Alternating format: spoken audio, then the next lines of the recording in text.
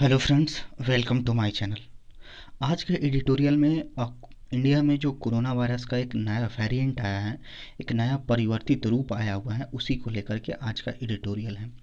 Title है a matter of concern on Indian corona virus variant. यानी ये जो इंडिया में, हमारे देश में जो कोरोना वायरस का नया परिवर्तित रूप आया है, जो वेरिएंट नया आया हुआ है, वो हमारे लिए क्या चिंता का विषय बना हुआ है, चिंता की बात बनी हुई है।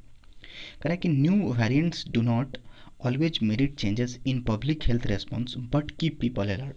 यहाँ पे बोला जा रहा है कि ये जो नया वेरिएंट आता है, जो नया परिवर्तित रूप, एक नया उसका प्रकार आता है, तो does do not always merit change. Merit यहाँ पे सेंस आ रहा है इम्पोर्टेंट का, महत्वपूर्ण। कोई जो नया परिवर्तित रूप आता है कोई महत्वपूर्ण बदलाव नहीं लाता है। किस में नहीं लाता है? इन पब्लिक हेल्थ रेस्पॉन्स। जो हमारे आम जनता है, जो लोग बाग हैं, वो उनकी उनका जो रेस्पॉन्स है, उनकी जो प्रतिक्रिया है, उसमें कोई महत्वपूर्ण चेंज देखने को नहीं मिलता है।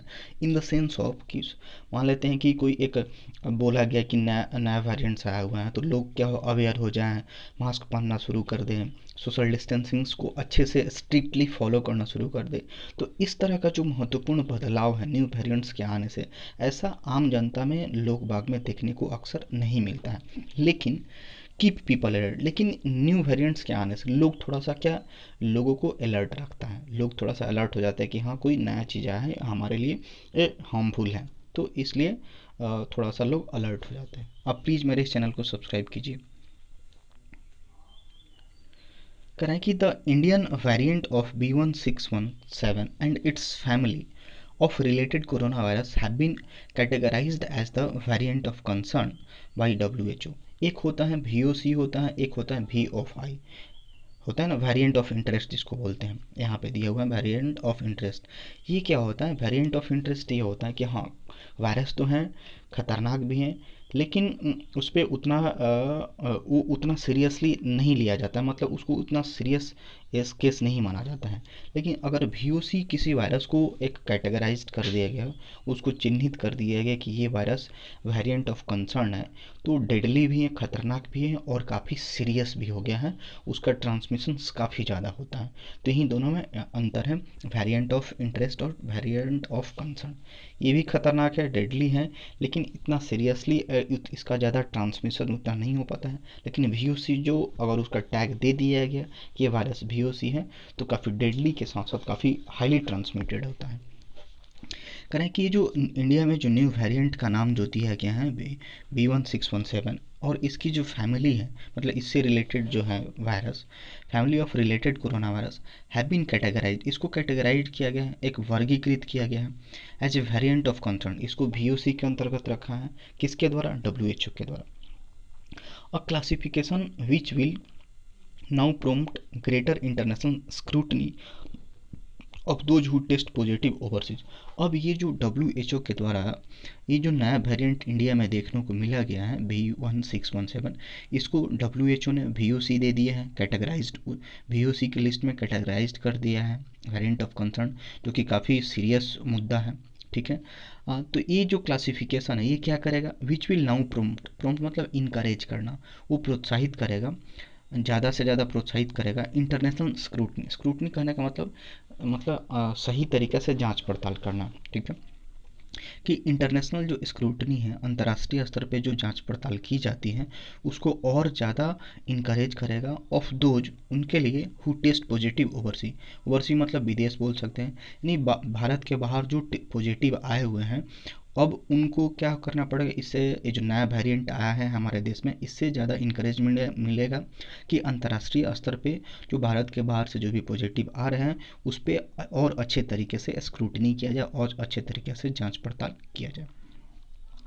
While there are several so called variant of interest, जबकि ऐसे बहुत सारे वेरिएंट ऑफ इंटरेस्ट हैं, ठीक है, only 3 other than the B1617 have been categorized as VOC। ये तो है ही, वेरियस वेरिएंट्स ऑफ इंटरेस्ट तो बहुत सारे हैं, बहुत सारे ऐसे तथाकथित, सो कॉल्ड मतलब क्या, तथाकथित जिसको बोल सकते हैं, हमारे पास वेरिएंट ऑफ इंटरेस्ट बहुत हैं। लेकिन ये जो हमारे इंडिया में जो वेरिएंट है B1617, इसके अलावा अदर दें मतलब इसके अलावा 3 ऐसे वेरिएंट्स हैं जिसको किसके कैटेगरी में रखा गया है? VOC के कैटेगरी में रखा गया है। अब वो कौन कौन है? पहला यहाँ पे दिया है यूके का वेरिएंट जो लंदन यूनाइटेड किंगडम में जो था, इसका नाम ये है। ये भी बीओसी के अंतर्गत काफ़ी डेडली है, काफ़ी सीरियस है ये। साउथ अफ्रीका का वेरिएंट B1351, इसको भी रखा गया है पीओसी में। और ब्राज़ील का एक वेरिएंट है P2, इसको भी रखा गया है। भारत वाला ये है B1। इसके अलावा और 3 WHO के द्वारा इसको वेरिएंट ऑफ कंसर्न में रखा गया है। यूजुअली अक्सर क्या होता है, in countries that detect emergent variant, प्रायः क्या होता है कि वैसे देश में जो क्या करते हैं, डैट डिटेक्ट मतलब पता लगाते हैं, इमर्जेंट मतलब उभरता हुआ, ठीक है, नया जो आता है वेरिएंट। तो वैसे देश में जो एक नया वेरिएंट्स का पता लगाते हैं, तो क्या होता है, it is the health authority there. तो वहाँ पे क्या होती है, एक हेल्थ अथॉरिटी होती है, स्वास्थ्य विभाग से जुड़े एक अधिकारी लोग होते हैं, अथॉरिटी होती है, जो कि क्या करते हैं, हु अथॉरिटीज़ के लिए आया है, हु फ्लैग मतलब क्या, चिन्हित करना, देम यानी डिजीज को, वेरिएंट्स को, एज पोटेंशियल VOC। मतलब अक्सर क्या होता है, मान लेते हैं कि किसी भी देश, कोई भी देश है, उसके देश में कोई नया वेरिएंट्स आया, इमर्जेंट वेरिएंट्स आया, अगर उसका पता लगाते हैं तो वहाँ पे क्या होते हैं, कोई हेल्थ अथॉरिटी होती है उस देश की, वो लोग चिन्हित करते हैं कि ये जो इसकी जो क्षमता, एक तरह से बोल सकते हैं, ये VOC में रखा जाएगा या नहीं। यानी उसको सिंपली चिन्हित करते हैं, उनको डिटेक्ट करना उन्हीं कंट्री के, उन्हीं के हेल्थ अथॉरिटीज़ का काम है। टू क्वालिफाई एज वन, यानी कोई भी वेरिएंट्स हैं उसको VOC के अंतर्गत आना, VOC के अंतर्गत क्वालिफाई करना, यानी VOC का टैग लगना, उसके लिए उसको क्या होना पड़ेगा, द आइडेंटिफाइड वेरिएंट, जो चिन्हित जो वेरिएंट है, मस्ट बी लिंक्ड, उसे जुड़ा होना चाहिए, निश्चित तौर पे जुड़ा होना चाहिए, टू इंक्रीज ट्रांसमिशन।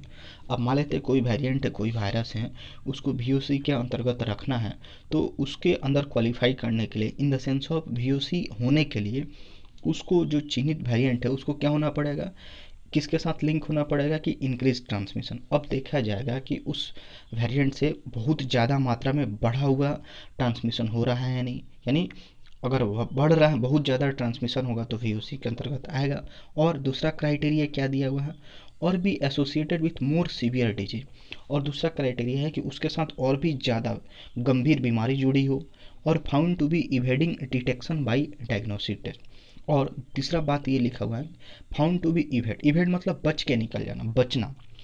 डिटेक्शन मतलब अगर जांच पड़ताल हो, डायग्नोस्टिक है, अगर मान लेते हैं कि किसी का डायग्नोस्टिक टेस्ट होता है, जांच हो रहा है, लेकिन उसमें वो वायरस बच के निकल जा रहा है, मतलब उसको पकड़ में नहीं आ पा रहा है, तो इस तरह का जो वायरस को हम लोग किसके अंतर्गत रखेंगे, VOC के अंतर्गत रखेंगे। फिर से इसको क्लियर कर लेते हैं, VOC के अंतर्गत आने के लिए वो जो चिन्हित जो वेरिएंट है उसको इससे लिंक होना चाहिए कि उसका ट्रांसमिशन बहुत ज़्यादा हो रहा है, चाहे उसके साथ बहुत खतरनाक बीमारी जुड़ी हुई है। और दूसरा क्या है कि अगर मान लेते हैं किसी का जांच हो रहा है, डायग्नोस्टिक टेस्ट हो रहा है, उसमें वो जो वायरस है उसकी सही से पता नहीं चल रहा है, वो बच के निकल जा रहा है, तो इस तरह का जो क्राइटेरिया, इस तरह का जो कंडीशन है, तब जा कर के उसको VOC के अंतर्गत रखा जाएगा, वेरिएंट ऑफ कंसर्न के अंतर्गत रखा जाएगा। ऑलराइट, आगे मूव करते हैं। कह रहा है कि concerns that the B1617 may be playing a role in disease spread in India we are express by scientists by mid March. अब यहाँ पे जो कंसर्न, जो चिंता है डैट की, ये इंडिया वाला जो वेरिएंट्स है, may be playing a role मतलब क्या है, एक तरह से भूमिका अदा करना, हो सकता है कि ये भूमिका अदा कर रहा हो इन डिजीज स्प्रेड, जो हमारा बीमारी फैल रहा है, जो उसका फैलाव है, बीमारी का फैलाव है, उसमें हो सकता है कि जो नया वेरिएंट है इंडिया वाला, कि एक महत्वपूर्ण भूमिका अदा कर रहा हो।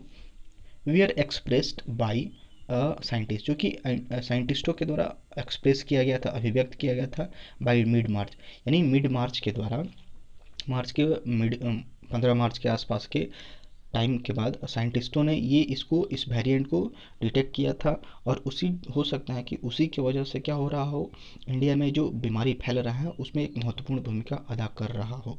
तो चिंता ये बनी हुई है।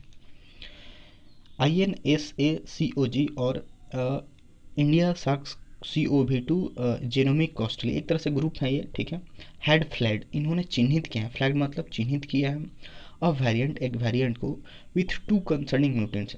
अब एक तो वेरिएंट्स परिवर्तित रूप तो इन्होंने चिन्हित किया है, अब इसके साथ साथ इसका और म्यूटेशन, एक बोल सकते हैं इसका साथ और उसका सब वेरिएंट्स बोल सकते हैं। इसका ये नाम है जो कि क्या है, that separately had been found in other variants elsewhere, और इसके साथ साथ सेपरेटली मतलब ये दोनों अलग अलग ये पाए गए हैं दूसरे वेरिएंट के तौर पे, एल्सवेयर मतलब कहीं दूसरे जगह। यानी ये जो हमारा ग्रुप है इन्होंने क्या किया है, एक नया वेरिएंट्स को चिन्हित किया है, उसमें भी दो कंसर्निंग क्या क्या है, ये वाला दो मैटर है, और ये दो जो म्यूटेशन है ये अलग अलग रूप से कहीं दूसरे जगह पाया गया है। INSAG-CoG सेड, इन्होंने क्या कहा है, they now seem to appear together on a variant that was linked to a large fraction of cases in Maharashtra. अब ये दोनों ये बोल रहे हैं कि ये दे नाउ सीम यानी ये जो दोनों हैं अब क्या प्रतीत हो रहे हैं, क्या प्रतीत हुए, टू अपीयर टुगेदर एक साथ, ऑन ए वेरिएंट एक वेरिएंट के तौर पे, डेट वाज लिंक्ड जो कि जुड़े हुए थे, to a large fraction of case in Maharashtra. यानी इनका कहना ये है INSAG-CO का कि महाराष्ट्र में जो बहुत ज़्यादा मात्रा में जो केसेज आए उसमें इन दोनों ये दो जो वेरिएंट था इसके वजह से एक साथ आए और इसी के वजह से यहाँ पे ज़्यादा केसेज हुआ, and began to be a called double mutants, और इसको क्या नाम दे दिया गया, इसको डबल म्यूटेंट भी बोला गया और या triple mutant, as it also had another important mutations, इसका अलग म्यूटेशंस था उसका नाम भी दिया गया P614। ऑलराइट, आगे मूव करते हैं। करें कि in March nearly 20% of cases out of Maharashtra, which has consistently been among the most afflicted states। अगर हम मार्च की बात करें, जो भी महाराष्ट्र में जितना केस आया था उसका 20% जो कि which has been consistently being among most, जो कि क्या महाराष्ट्र क्या था, अफ्लिक्टेड मतलब क्या, एकदम ग्रसित होना, झेलना, मतलब उस पर ज़्यादा सबसे ज़्यादा ये कोरोना वायरस से चपेट में आने वाला यही राष्ट्र था जो कि लगातार बना हुआ था, अफ्लिक्टेड स्टेट बना हुआ था। वेयर, अब यहाँ से इसको कनेक्ट करते हैं, तो महाराष्ट्र में जितने टोटल केसेस आए थे उसका 20% we are being link to the variant. ये जो अभी हम पिछले वेरिएंट्स की बात की है, तो महाराष्ट्र में जितना टोटल केस था उसका 20% का लिंक किससे बताया जा रहा है, ये जो नया वेरिएंट था इसके साथ बताया जा रहा है कि हाँ इसी वेरिएंट के चलते ये बीमारी फैला। However, it was early in April that this variant became formally classified as a lineage। However, हालांकि it was in early April, अप्रैल के शुरुआती दौर की बात करें, it was in early April that this variant, ये जो वेरिएंट है became फॉर्मली मतलब औपचारिक तौर पे वर्गीकृत हो गया एज ए लिनेज। लिनेज करने का मतलब क्या है, एक वंश जैसे होता है ना, ये मेरे वंश का है, तो उसी टाइम ये क्या हो गया, अप्रैल का शुरुआती दौर में ही इस वेरिएंट को इसमें शामिल कर लिया गया था जो कि हमारा एक नया वेरिएंट आया हुआ है। It was only after UK, ये जो इसके बाद जो यूके में जो लेबलिंग किया, एक चिन्हित किया, मार्क किया it as a VOC, it was called so by health authority in India. ये कब हुआ, जब यूके में इसको क्या कर दिया, लेबल लगा दिया था कि हाँ भाई ये VOC के अंतर्गत आता है, तो इट वॉज कॉल्ड सुबह, और फिर उसके बाद इंडिया के जो अथॉरिटीज़ हैं फिर उन्होंने ये बोला कि हाँ ये VOC के अंतर्गत आएगा, इसके बाद ये पॉसिबल हुआ। इनफैक्ट वास्तव में unlike the United states CDC, ये बोल सकते हैं अमेरिका का हेल्थ डिपार्टमेंट है, CDC बोल सकते हैं, और पब्लिक हेल्थ इंग्लैंड, ये इंग्लैंड का हेल्थ डिपार्टमेंट है।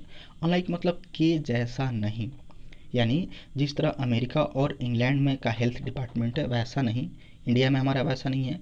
India still does not have a classification criteria for levelling virus as variant of interest और कंसर्न, यानी वहाँ पे तो काफ़ी डेवलप्ड हैं लोग, अमेरिका और लंदन, तो उसके जैसा नहीं, मतलब इंडिया में अभी भी हमारे पास कोई मापदंड नहीं है, वर्गीकरण करने का कोई मापदंड नहीं है फॉर लेबलिंग, जिसके वजह से किसी वायरस को बताया जा सके, चिन्हित किया जा सके, मार्क किया जा सके कि वो जो वायरस है वायरस ऑफ VOI है या VOC है, वेरिएंट्स ऑफ इंटरेस्ट है या वेरिएंट ऑफ कंसर्न है, तो हमारे पास अभी भी इंडिया में ऐसा मापदंड कोई नहीं है।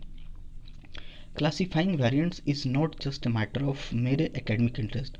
अब ये जो वेरिएंट्स को हम लोग जो क्लासीफाई करने की बात कर रहे हैं, वर्गीकरण करने की बात कर रहे हैं, ये कोई it not just a matter, ये ऐसा नहीं कि केवल शैक्षणिक, एकेडमिक मतलब क्या, पढ़ाई लिखाई से रिलेटेड कि उस पर रिसर्च किया जाए, ऐसा भी नहीं कि जो हम लोग वेरिएंट्स का क्लासिफिकेशन कर रहे हैं कि केवल शैक्षणिक इंटरेस्ट, शैक्षणिक लगाव तक ही सीमित है, ऐसा नहीं है, इसका और भी बड़ा रूप है जिसके वजह से हम लोग आगे इस पर काम कर रहे हैं।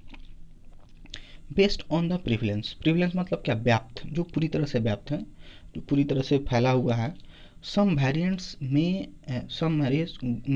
गो on to become the dominant strand in the region और मल्टीपल जियोग्राफिक।